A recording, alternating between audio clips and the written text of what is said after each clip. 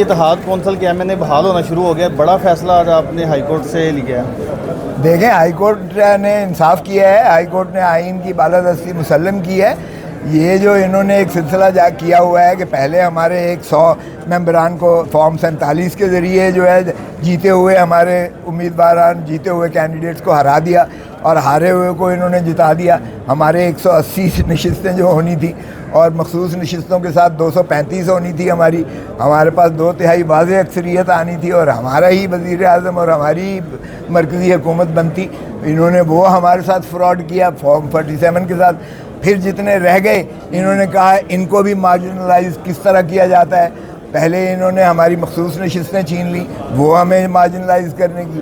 پھر انہوں نے دیکھا ابھی بھی کام نہیں بنتا ہے، 2/3 کسی طریقے سے کر لیں تو 2/3 کر کے یہ کیا کرنا چاہتے تھے؟ 2/3 کر کے ایک تو یہ انہوں نے جو لالی پاپ دیا ہوا ہے کہ جی ہم چیف جسٹس کی میعاد جو ہے 3 سال بڑھا دیں گے آئین کے مطابق۔ دوسرا یہ چاہتے ہیں کہ یہ ان کا جو بندر بانٹ کا سلسلہ ہے، یعنی یہ جو NFC ایوارڈ ہے یا 18th امینڈمنٹ ہے، اس کو اس طریقے سے، یعنی بڑے منصوبے تھے۔ بڑے لمبے منصوبے ہیں۔ آپ کی سوچ ہے کہ کیا ہے۔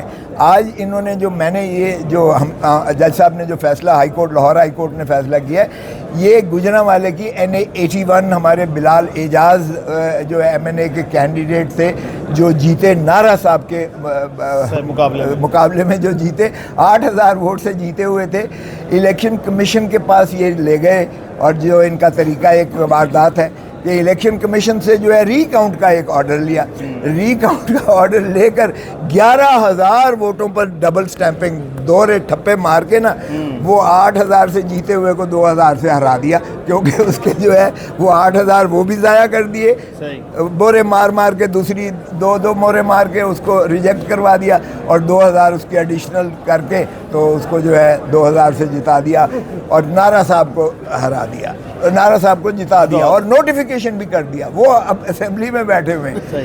یہی آج جج صاحب نے کہا لاہور ہائی کورٹ کے، انہوں نے کہا بھائی کوئی آئین بھی چیز ہوتی ہے، کوئی قانون بھی چیز ہوتی ہے، آپ یہ بتائیں الیکشن کمیشن آف پاکستان کے پاس کون سا اختیار تھا، جبکہ آرٹیکل 225 کہتا ہے کہ الیکشن کو ماں سوائے الیکشن ٹرائیبونل کے کسی اور طریقے سے چیلنج نہیں کیا جا سکتا۔ اور پھر الیکشن کمیشن کی جو ایونیو چھوٹا سا اس کو وہ دیا گیا ہے، دروازہ دیا گیا ہے، وہ بھی بیفور کنسالیڈیشن، یعنی اس کو کنسالیڈیشن سے پہلے اختیار ہے کہ وہ ری کاؤنٹ کر سکتا ہے۔ اور جب ری کاؤنٹ کا ہو جائے، نوٹیفیکیشن ہو جائے، اس نے حلف لے لیا ہے ایک MNA نے، اس نے اسپیکر کا ووٹ دے دیا ہے، اس نے ڈپٹی اسپیکر کا ووٹ دیا ہے، اس نے پرائم منسٹر کا ووٹ دیا ہے، اس نے صدر کا ووٹ دیا ہے، اس نے سینٹ کے ووٹ دیے ہیں، پھر آپ نے اس کے نیچے سے زمین کھینچ کر اور اس کو دھڑم کر کے گرا کے اور ہارے ہوئے کو آپ نے بٹھا دیا ہے نوٹیفیکیشن، یہ کس قانون کے تحت کیا ہے؟ تو آج ان کے پاس کوئی ایسا خاطر کا جواب نہیں تھا۔ کہ سنی اتحاد کونسل کے MNA بحال ہو سکتے ہیں؟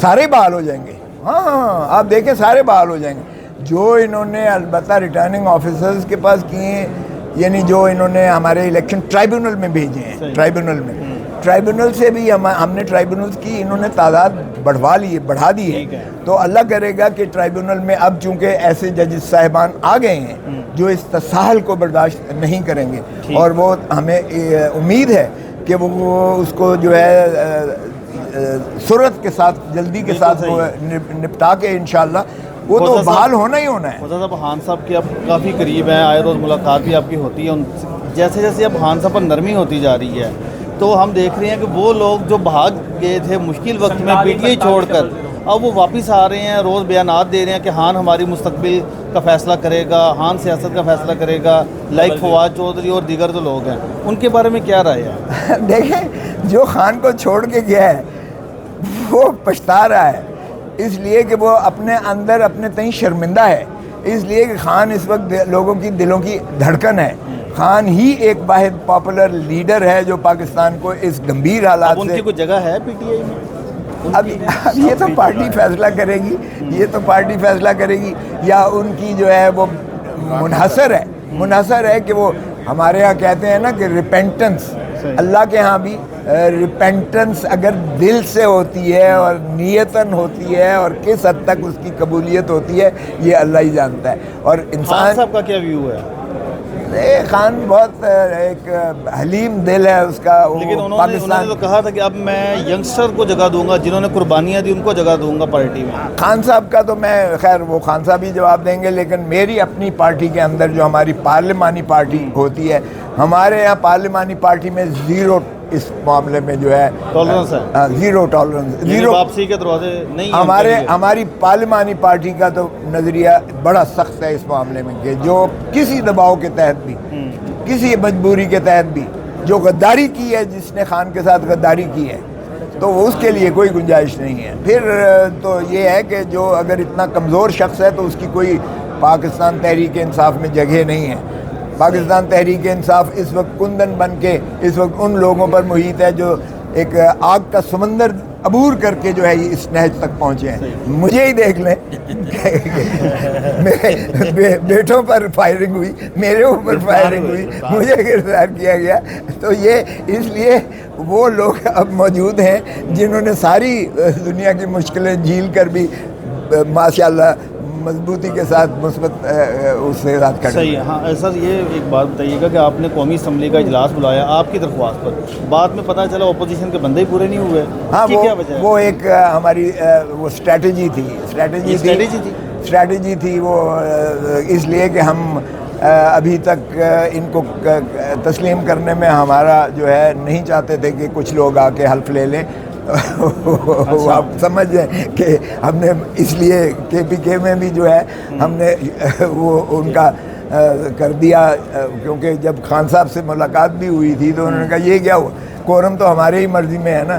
صحیح, اگر کورم شارٹ ہو جائے تو پوائنٹ آؤٹ کر دیں تو کچھ بھی نہیں کر سکتا نا. پنجاب حکومت نے روٹی 4 پہ سستی کی, وفاقی حکومت نے 4-5 روپے پیٹرول مہنگا کر دیا, تو کیا اس میں آپ اپوزیشن کس طرح سے دیکھتی ہے؟ او بھائی, یہ 300 یونٹ انہوں نے بجلی مفت دینی تھی, پوچھو نا ذرا ان سے بھی پوچھو, نون سے بھی اور پیپلز پارٹی سے بھی پوچھو, وہ کہاں گئے آپ کے وعدے؟ آپ نے تو الٹا ایک سونامی جو ہے مہنگائی کا بوجھ جو ہے عوام پر ٹھونس دیا اور مسلط کر دیا. اب تو عنقریب آپ دیکھیں گے یہ ایران کی اللہ کرے کہ ایسکلیٹ نہ ہو جنگ, لیکن اگر یہ ایسکلیٹ ہوتی ہے یعنی یہ بڑھتی ہے, بڑھوتی کی طرف جاتی ہے اور اسرائیل جو ہے اس کو ریٹیلیٹ کرتا ہے, تو پھر آپ دیکھیں کہ کتنا زیادہ گھمبیر حالات ہوتے ہیں اور تیل کتنا جو ہے پھر اسکائی راکٹنگ جاتی ہے قیمت, اور اگر تیل کی قیمت بڑھتی ہے تو اس کا سارا سائیکل جو ہے وہ مہنگائی کی طرف جاتا ہے. تو ان کے تو باپ کے کنٹرول میں بھی نہیں ہے. بہاول نگر والے واقعوں کو کیسے آپ دیکھتے ہیں؟ یہ میں سمجھتا ہوں یہ 9 مئی سے زیادہ بڑا سانحہ ہے, یہ بغاوت ہے ریاست کے ساتھ. آپ تھانوں پر جا کر حملہ کرتے ہو, یہ بغاوت ہے آئین کے ساتھ, قانون کے ساتھ, ریاست کے ساتھ, پاکستان کے ساتھ. یہ اس سے بہت بڑا سانحہ ہے جو 9 مئی کا ہوا ہے, اور میں حیران ہوں ہسپتال سے جو ہے بستر سے اٹھا کر اور نکال کر ننگا کر کے جو مارا جاتا ہے, پولیس والوں کو, وردی والے کو مارا جاتا ہے, اس سے بڑی بغاوت ہو نہیں سکتی ہے. لیکن یہاں میں حیران ہوتا ہوں بے حسی کی کہ وہ کہتے ہیں کچھ ہوا ہی نہیں ہے جی, یہ ایسے ہی اپوزیشن والے ٹیں کر رہے ہیں. یہ بھائی اپوزیشن والے کر رہے ہیں, وہی شرم تم کو مگر نہیں آتی. ہم یہ کہتے ہیں تو پھر آپ کہتے ہو کہ جی اپوزیشن جو ہے اس کو ایکسپلائٹ کر رہی ہے. یہ کہاں کی اپوزیشن کی بات ہے؟ یہ تو تھانے میں دیکھا آپ نے, توڑ کے جو ہے وہ حوالات کے دروازے توڑ کر آپ نے ان سارے جو قیدی بند تھے وہاں تھانوں میں ان کے سامنے ننگا کر کے, جب پولیس کو آپ وردی اتار کے مارتے ہو تو پھر ختم ہو جاتی ہے ریاست کا کانسیپٹ, ختم ہو جاتا ہے. یہ ہائی ٹریزن ہے, یہ جو ہے بغاوت ہے ریاست کے ساتھ. یہ آرٹیکل 6 میں آنا چاہیے. جنہوں نے بھی یہ ارتکاب کیا ہے ان کو کیفر کردار تک پہنچایا. کی بھی رپورٹ آ گئی ہے کمیشن کی, آپ کی نظر سے گزری ہوگی.